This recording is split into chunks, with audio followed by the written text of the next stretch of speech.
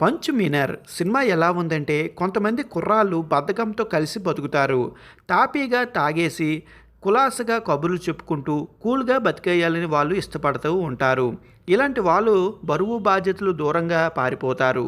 అలాంటి ఒక కుర్రాడు ఈజీగా డబ్బు సంపాదించాలని, తాను ప్రేమిస్తున్న అమ్మాయిని పెళ్లి చేసుకోవాలని అనుకుంటాడు. ఈజీ మనీ ఎలాంటి కష్టాలు తెచ్చిపెడుతుందనే అంశం చుట్టూ అల్లుకున్న కథ ఇది. ఈ కథలో డబ్బు కోసం హీరో పరుగులు పెడుతూ ఉంటాడు. అతన్ని పట్టుకోవడానికి ఒకవైపున లోకల్ రౌడీ గ్యాంగు, మరోవైపు కిరాయి హంతకులు, ఇంకొక వైపు అవినీతిపరుడైన పోలీస్ ఆఫీసర్ వెంటాడుతూ ఉంటారు. వాళ్ళ బారి నుంచి తప్పించుకోవడానికి హీరో చేసే వేషాలు, తమాషాలు, కామెడీ టచ్ చేస్తూ డైరెక్టర్ ఈ కథను నడిపించాడు. ఈ గ్యాంగుల మధ్య గందరగోళం, తికమకల మధ్య ఫన్ను వర్కౌట్ చేయడానికి ప్రయత్నించాడు. ఈ తరహా కథలు గతంలో చాలానే వచ్చాయి. అయితే డైరెక్టర్ కథను నడిపించే విధానం బట్టి చూస్తే బోర్ అనిపించకుండా సాగిందనే చెప్పాలి. అయితే ఎక్కడ ఎమోషనల్ వైపు వెళ్ళకపోవడం వేలితిగా అనిపిస్తుంది.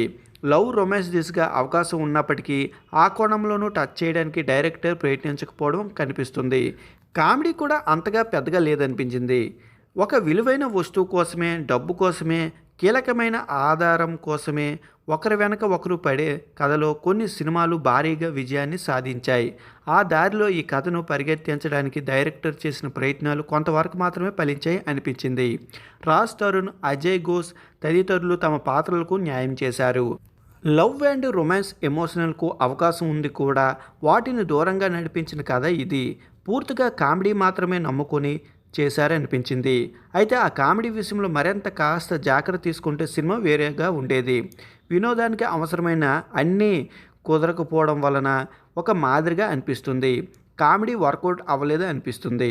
సినిమా అయితే బాగుంది, ఒకసారి చూసేయండి మరి.